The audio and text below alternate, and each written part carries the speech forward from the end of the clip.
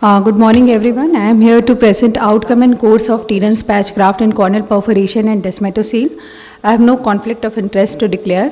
So, corneal perforation and desmetoceles are potentially sight-threatening conditions caused by a variety of ocular disorders, and if not treated timely, it can lead to several complications. Therefore, corneal integrity must be restored promptly to prevent complications and vision loss. There are several methods described in the literature.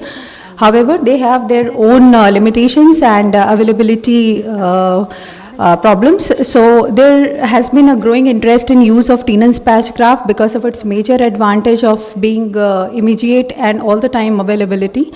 So this paper was done to assess the efficacy and clinical outcome of TPG in corneal perforation and desmetoceles, and also to identify the possible predictors of successful outcome.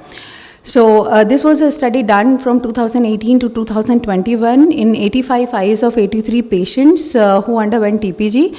Written consent and approval from IC were obtained. Parameters that were noted to assess the outcome were size of corneal lesions, underlying etiologies, time to epithelialization and scar formation, BCVA, and course and outcome of TPG. So all surgeries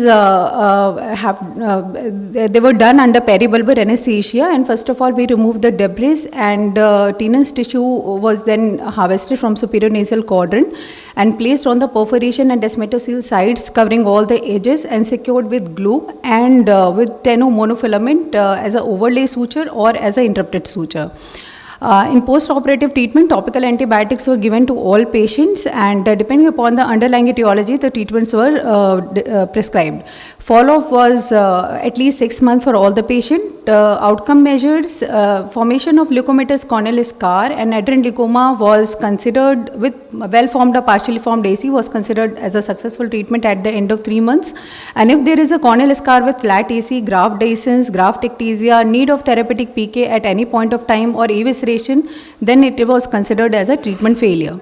Results: average age was 49.3 and mean period of follow-up was 9.2 to 36 months, and majority of the cases were done in the COVID pandemic period when eye banking system was adversely affected. And 68% cases were perforation and 32% were desmetoceles, and the most common underlying etiology was infective keratitis in 48% cases, and out of which viral etiology was more common, and autoimmune disorders in which rheumatoid arthritis was common. Mean size of perforation in both the groups was 4 millimeter around, and 70% of successful cases required subsequent keratoplasty for visual rehabilitation. So our outcome was 87% cases had successful outcome, while 13% cases had failed graft, out of which 12% belonged to corneal perforation group. Median time for complete epithelialization was 3 weeks, and median time for duration of scar formation was 15 weeks. Most common complication or consequence we encountered was corneal neovascularization in all the patients, which disappeared after performing PK. And other than that, graft dehiscence, graft displacement, ectasia in one patient, and flat AC in 3 patients. We did a logistic regression analysis and found that desmetocele, non-infective etiologies, viral keratitis over other infectious etiology, and paracentral or peripheral lesions performed very well. So consequence of Tenon'S patch graft, here we can see the vascularized scar, adrenalinleucoma, and translucent scar at the end of 3 years. We performed double layered TPG in elderly patients, graft melt or graft infection in post-operative period, and here we can see the course of Tenon'S patch graft in a case of desmetocele. At the end of 1 week, the graft was edematous without any epithelialization, but at 3 weeks, the graft became completely epithelialized with compact in nature and hyperechoic, and at 12 weeks, here you can see the new collagen deposition under the graft. So Tenon'S capsule is a dense, elastic, vascular, fibrous connective tissue, and we use anterior part because of it is rich in fibrous tissue and a smooth muscle fiber.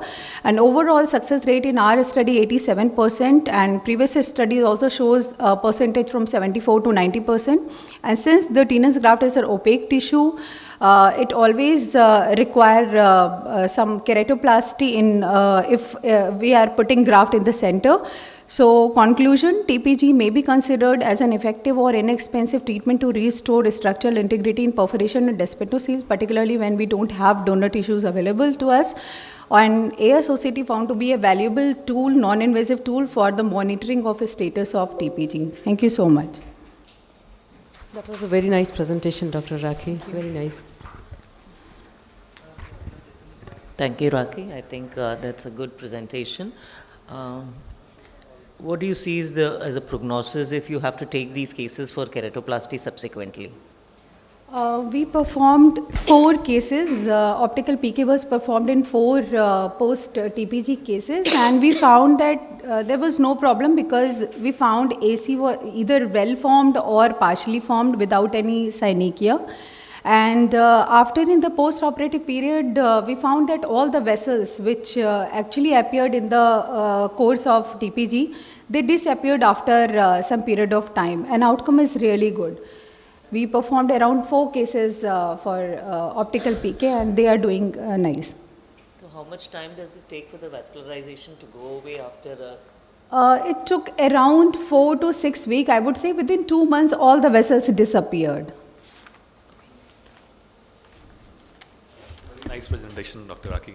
Just one question. Why did you see vascularization in majority of the cases, like 85%, 83% vascularization? I cannot make out the cause exactly, but in all the Tenon'S, at least one vessel, and that vessel actually vascularized the graft. All the cases in follow-up, they have vascularized, nice vascularized, small graft, compact graft was there, except in few cases like in SJS or in cases of rheumatoid arthritis, I didn't find these bigger vessels, but in cases of microbial keratitis, particularly viral etiology, they all have that big vessels growing around the Tenon'S patch graft.